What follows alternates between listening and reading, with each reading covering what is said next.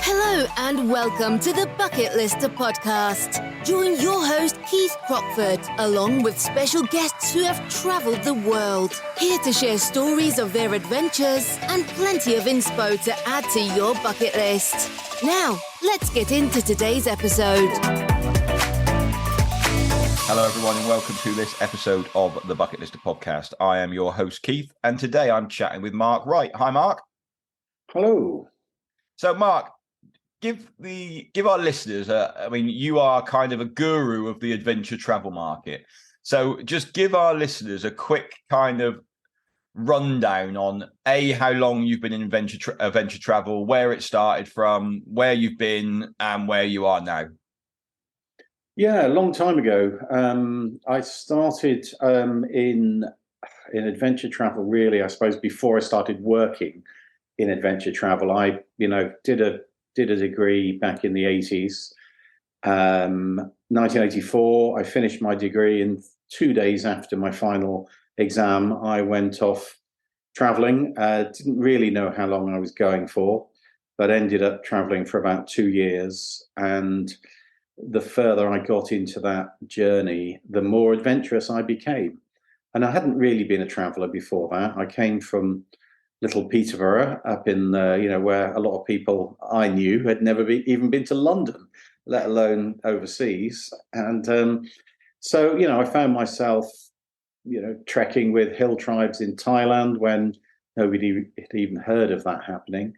I did my first whitewater rafting trips, did some great trekking in the Himalayas, traveled, through deserts, into rainforests, and just did all these amazing things. And during that journey, I was about halfway into the year's traveling.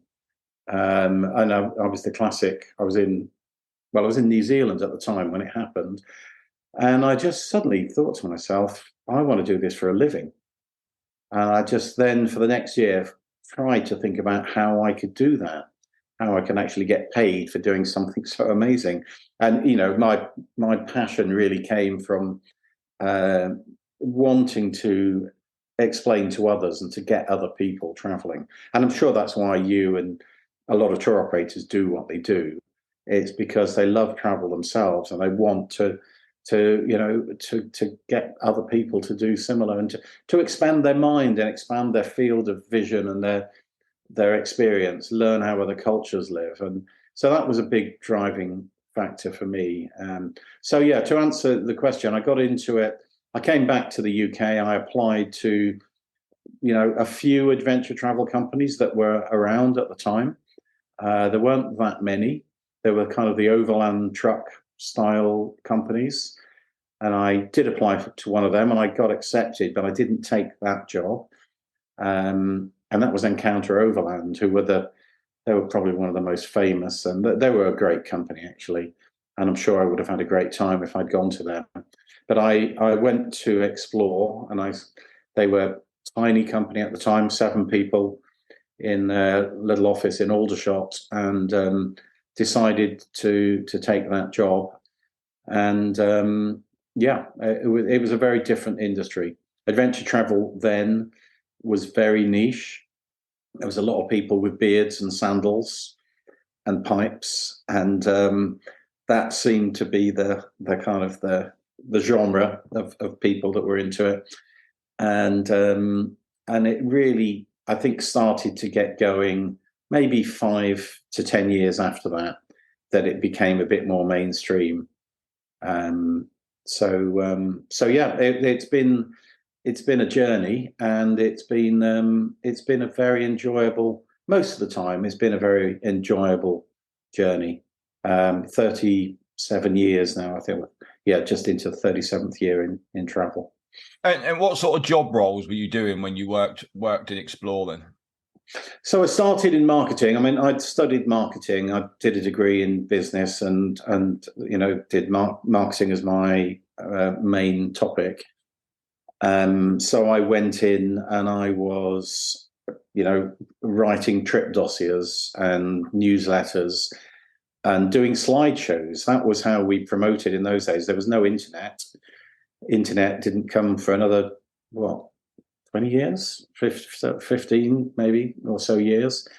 So the way we used to promote was, put a slide projector in the back of your car, a screen, and hand out brochures and go. Well, we used to go up to London every week to do a slideshow in Earl's Court. We then expanded that and said, okay, people seem to come along and enjoy these. Let's go and do the rest of the country. We started doing roadshows all around the UK. We'd go up to Scotland, we'd go up to Yorkshire, around the Midlands, all over the countries. We did probably 30 cities around the UK. And that was all of January and half of February wiped out. But that's where the bookings came from in those days. And there was a real hunger for knowledge. You can imagine there's no internet.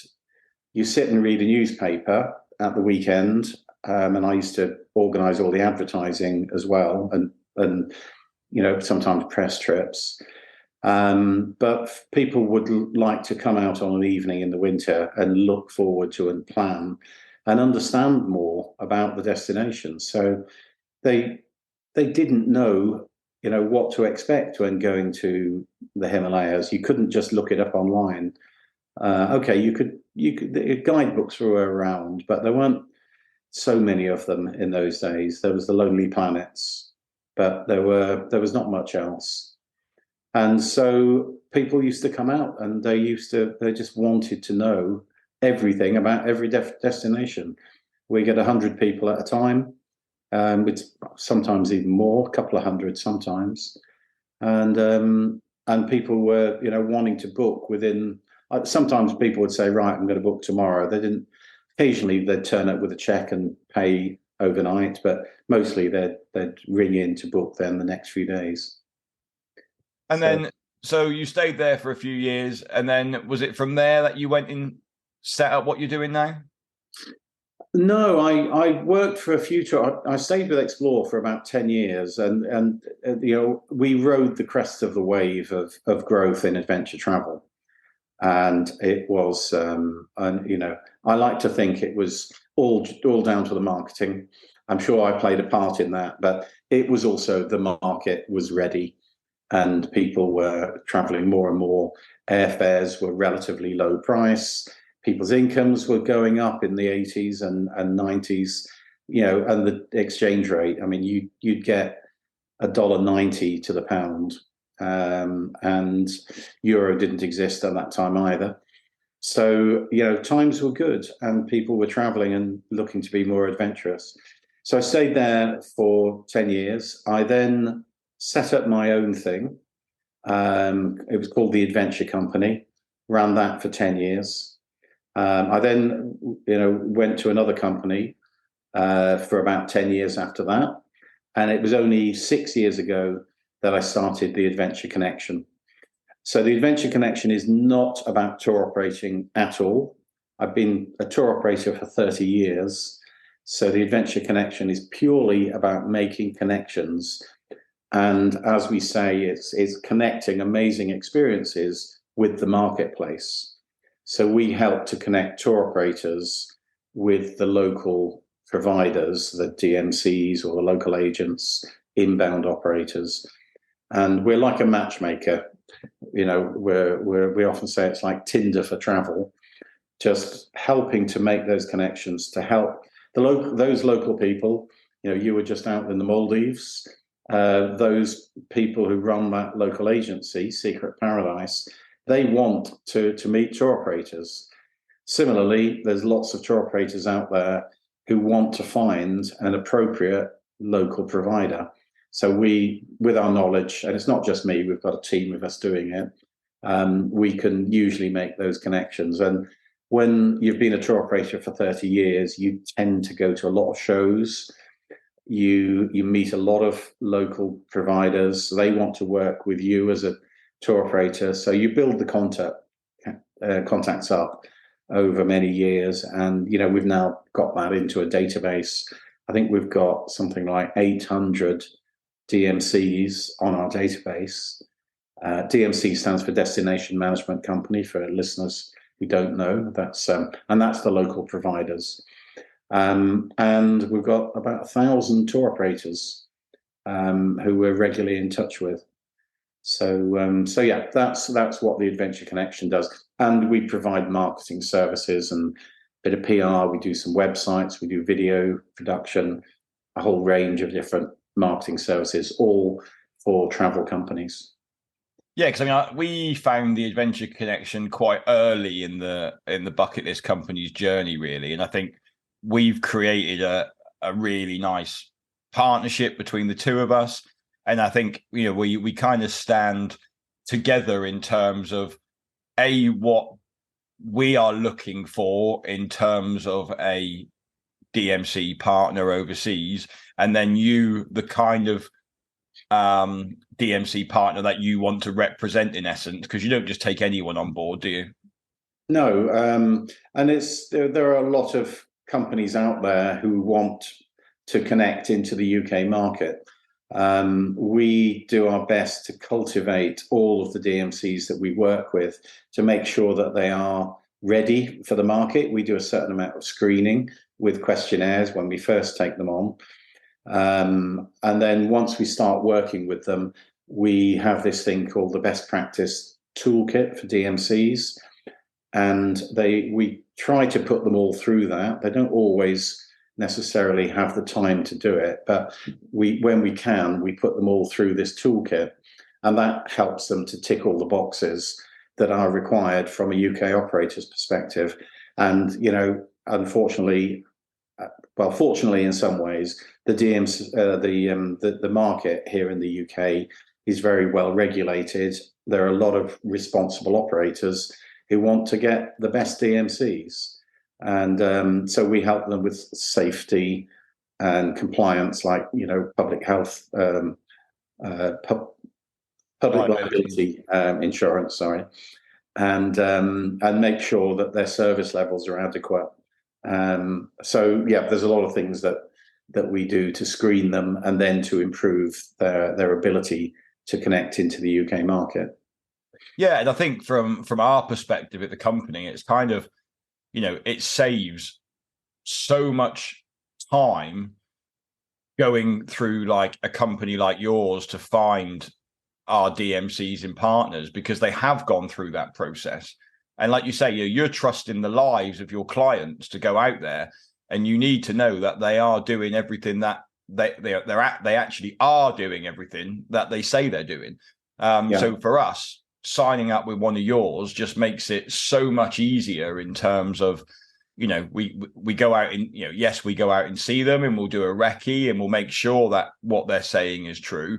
But if we didn't go through somebody like you, we might have to do that process 3 or 4 times before we actually find the good one. Yeah. And that was part of the idea of setting the business up in the first place, because I've been there and done that with having been an operator. And gone through those situations where you get a DMC who's not really, ticking the boxes, not safety compliant, or sometimes it's the basics as well as having good images and be able to provide the proper information. That those kind of things are sometimes missing from the DMCs. So yeah, you kiss a lot of frogs over the years, and some of them don't turn into princes. So that was part of our idea setting up the Adventure Connection, is make sure we can make those connections properly to save some work by the operators. And there are quite a few tour operators who will only come to us for their product and their new destinations. And it's unbelievable how many calls we get every single week. And it's just, do you know anybody in X destination? So, and even if they're not clients, there may be a contact that I've got from years ago that I can put them in touch with. So yeah, it does save a lot of legwork for the operators. Certainly does. What I really wanted to talk to you about today, though, Mark, was kind of the travel trends that are currently happening in 2023 and in 2024. And I think, you definitely keep your ear to the ground. Like you say, you attend, all the travel shows. You're constantly at conventions and conferences and speaking to different people.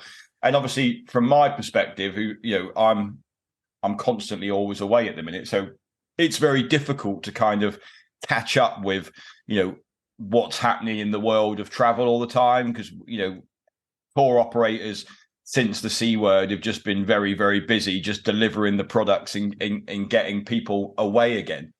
But what would you say are the changes since COVID, moving into like the travel trends of like 2023 and 2024 looking forwards? Yeah, I mean, it's a good question. It's a big question that hasn't got a simple answer, but so you've got to look at the context of COVID. It is the C word, but we have to talk about it, and you've got to look, what was happening in 2019. The travel industry was still accelerating in growth in terms of outbound tourism, up to about 93 million in 2019. It's a lot of people doing overseas visits, and then you have this period of time, almost 2 years of a wilderness in terms of travel. There was a little bit of travel going on in 2022, but very, very little. A little bit in Europe, but not much further afield. And so what suddenly has happened after we got that short late summer in 2022 with people just beginning to start to travel again, is you then got confidence really coming through by the end of that year and going into January 2023 this year, and that the confidence levels of the consumer were then much higher than I think most operators expected. And the demand levels for nearly every tour operator we've spoken to have said, we're back to 2019 levels. And that happened in January and February and March. And those are always the busy 3 months of the year. And for operators to be saying, we're back to 2019 levels, that was those are big numbers again. And the problem that you have is that a lot of the operators weren't really ready for that. A lot of the DMCs weren't really ready for that. And so there are limitations as to how many people you can actually deal with and how many destinations are fully open again. So what we saw in terms of trends was late 2022, from about July onwards, when the restrictions started to be really lifted from COVID, and it was okay to travel again, and we didn't have these silly red lists and all of that, had gone by then. And most people had been triple vaccinated by then as well. So Europe came back really quickly at the end of 2022, just for the end of summer and into the autumn. And then by January 23, you started to get long haul coming back. Europe is still very strong. And the more out of the way destinations starting to come back. Perhaps not as much, for the really remote places, not as much as it was in 2019, 2018, but those places are starting to come back. And you get, what we've seen is the bucket list, the classic, the bucket list destinations have probably come back faster than anywhere, because for 2 years, people have realized, what if I never get to go to Machu Picchu? What if I never get to do Everest Base Camp or climb Mount Toubkal or see, wildlife in the Serengeti and the Masai Mara? People realized it was you only live once. It's the YOLO effect. Yeah, because we were sat next to each other at a conference a few months ago where they kept banding the word around bucket list. And I remember you tapping me on the shoulder saying, yeah, it was a good company name you chose then, because that has been the trend, certainly in 2023 that we've seen, is it has been the Machu Picchus, the Kilimanjaros, the Everest base camps. Those have been the must-see destinations, really. Yeah, and I think that that was already starting to happen to an extent last year, but has really happened big time this year. But for those countries, I always feel for the DMCs as well. Some of those countries have had a very tough time over, not just 2 years, but over 3 years now for the really remote destinations, and they've got a lot to offer. So, places like, say, Kyrgyzstan or Bolivia, or just your more remote, Ghana.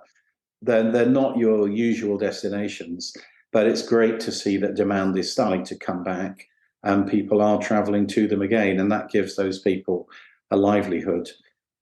So, we're always keen to just make sure that, we're trying to promote places, not just because we like them personally, but because it does actually help support the local economy in these places. And, we're very conscious of over-tourism. There are some destinations which are, they're getting overrun, and they were being overrun before.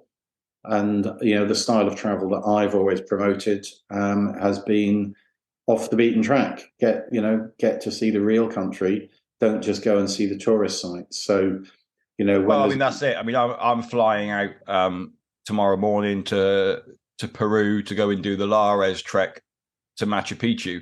And I think that's kind of a prime example of, a lot of people have Machu Picchu on their bucket list, but they feel that they have to trek the Inca Trail to get there because that's the one they've heard about.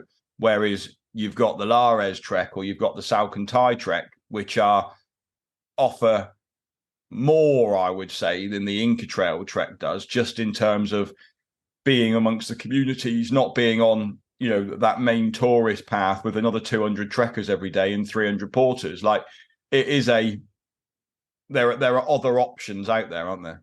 Oh, hundreds. And again, Peru, it has a huge amount to offer, but most people don't even think about northern Peru.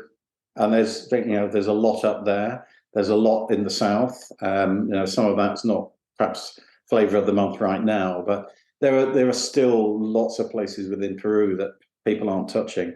But you're right, some of those alternative trails have just as much to offer. And I think people do realize that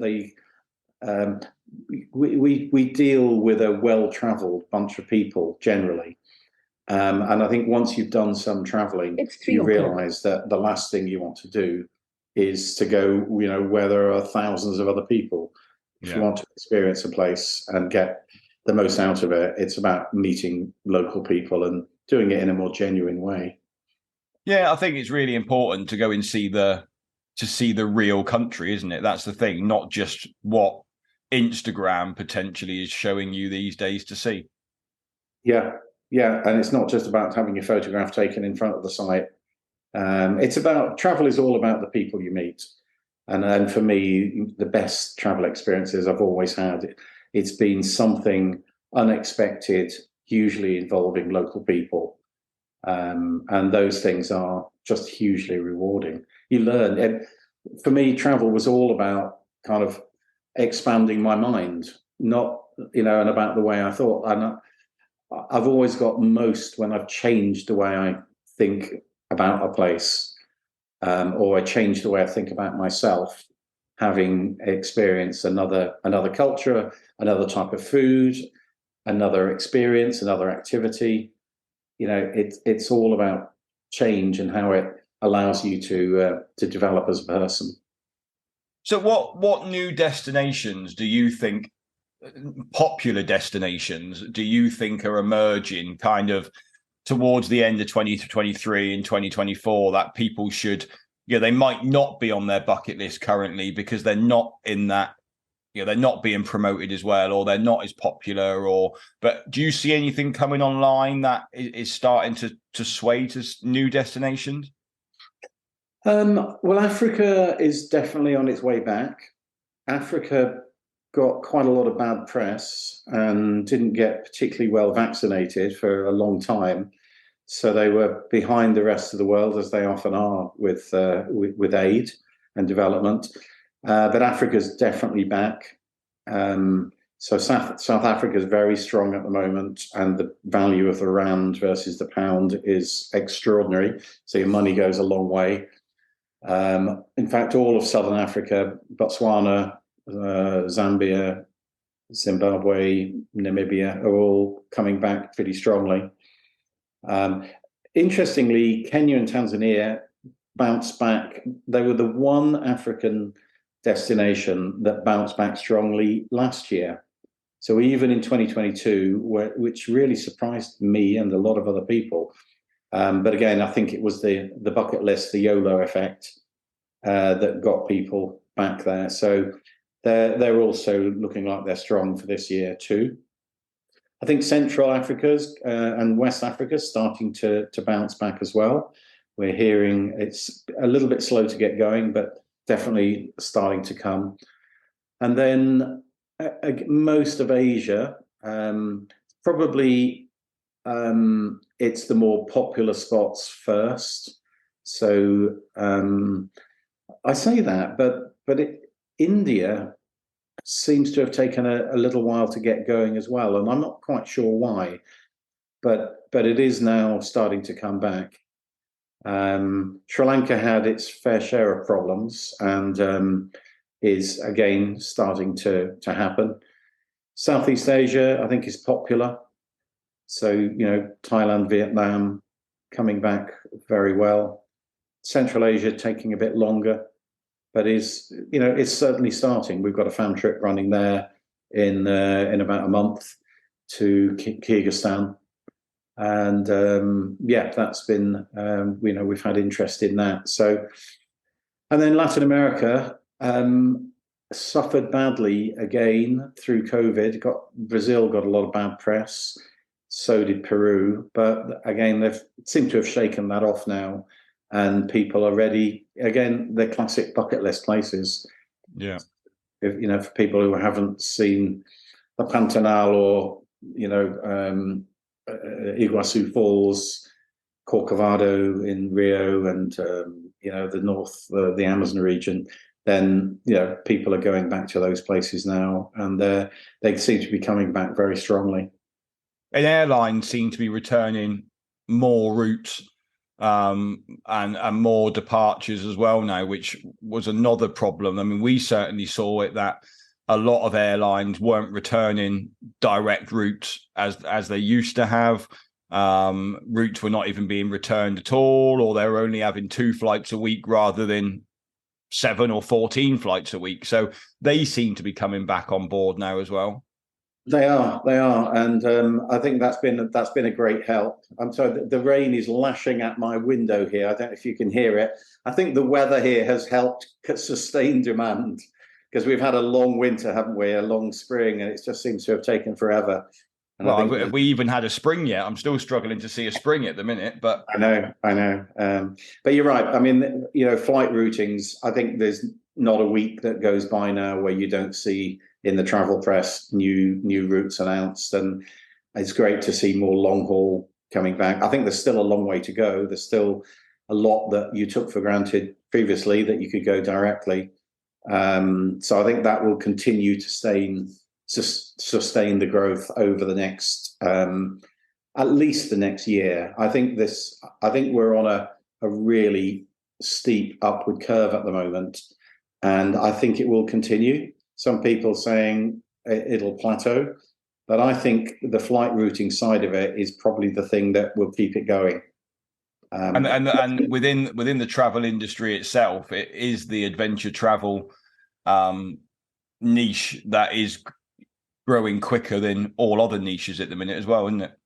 Yeah, it's never easy to find proper statistics to prove that, but certainly what I hear is people are getting more adventurous again. I think last year people were playing it safe, and they were going to some of the more known destinations in Europe. But now we're certainly seeing the adventure destinations getting going, and also seeing people do more adventurous things when they're traveling. People, I think after COVID, people felt, oh, is it safe to go out again? And if we are going to go out, let's go somewhere that's got good hospitals and good, easy flight connections in case things get cancelled. So all of that nervousness that was there, we've almost forgotten it now. Traveling. Obviously, I travelled quite a bit in 2022. We had quite a lot of trips. I did Nepal, I did Tanzania, I did the UK ones, and it was almost, I did Peru last year actually, and it was almost just a little bit like people had forgotten about it. It was, and certainly now, last year you were still seeing a lot of people on planes wearing a mask, whereas in 2023 you very rarely walking through an airport now see someone. Yeah, I remember last year walking through an airport and someone had a full hazmat suit on. We're not seeing that anymore now. It's almost, and I think now, and I think as well now with China, becoming more accessible now and people traveling from China as well, then that's massively going to boost the travel industry as a whole. Yeah, exactly. Yeah. So I think the trend is definitely on a continued upward path. And I was the same. I was out in Cuba a month ago, and very few masks on planes. Everything just felt normal going through an airport. There weren't, there wasn't really nervousness. It's, I think, people have forgotten quite quickly, and ready and hungry to go, for more, to go and travel again. People lost the habit for a little while, but it's definitely back. And I think the more you go, the more you want. Well, I think you touched on it earlier, was that I think it's given people that realization that whenever they thought of going somewhere, it was always like, oh, I'll do that one day. I want to go and see that one day. And then all of a sudden we couldn't go there. And that one day just disappeared. I think now people are like, well, what happens if that happens again at some point? What happens if I never get to go there? And I think everything's just become a bit more prioritized now in terms of like how they're looking at their travel. Yeah. And I don't know whether there's many people like me that, I've traveled a lot over the years, and there's a few places that I'm very interested in. And I did a lot of reading over those COVID years.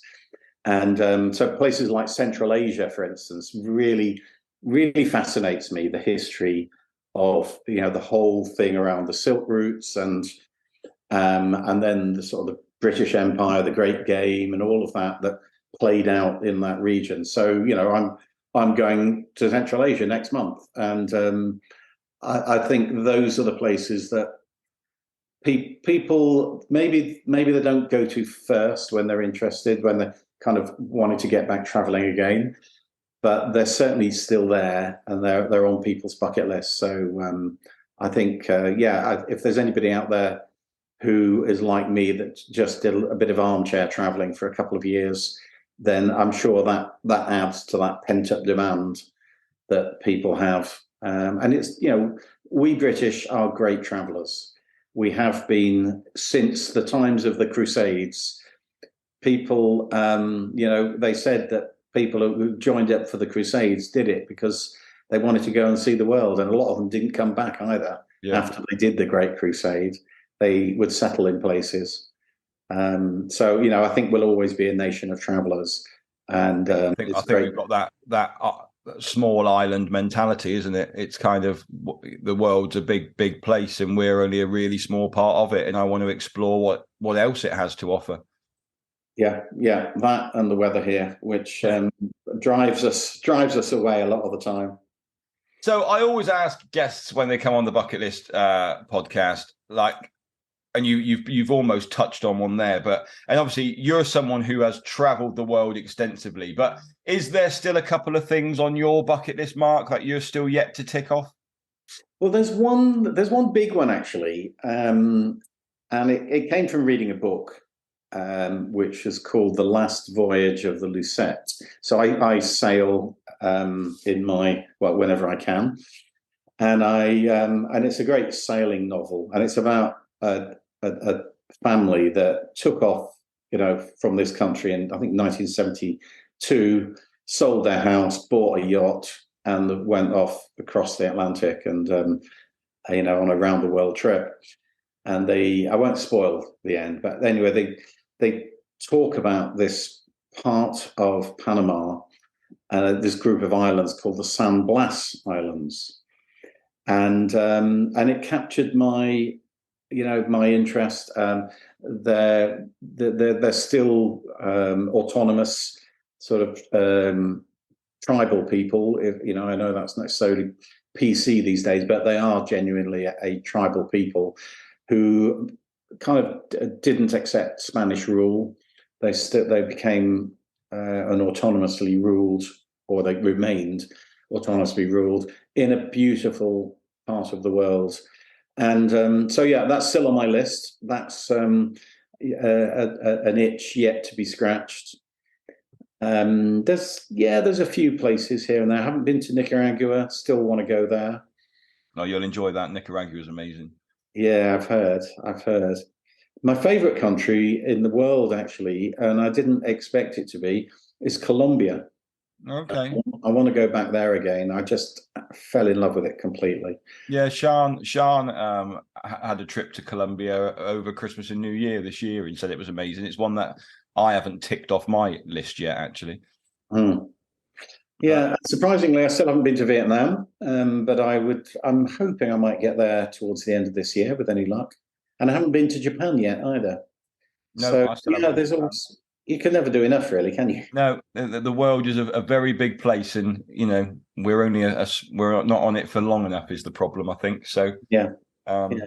But Mark, thanks ever so much for coming onto the podcast today and chatting with me. I find it really interesting to find out more about you, and also then what you're thinking of is happening with travel over the coming years as well. Hopefully, everyone, you've enjoyed listening, found some interesting stuff out as well, and maybe giving you some inspiration to look at new destinations as well, which obviously at the Bucket List Company, we are always adding new trips. So maybe some of those might appear on our list very soon as well. So again, Mark, thank you ever so much. Thank you, everyone, for listening. Thank you very much for having me. No problems at all. And we will see you next week. Bye-bye. Thanks for listening to this episode of the BucketLister Podcast. Be sure to click follow to be alerted for next week's episode. For more travel inspiration, check us out at www.thebucketlistcompany.co.uk or follow us on socials. See you next time.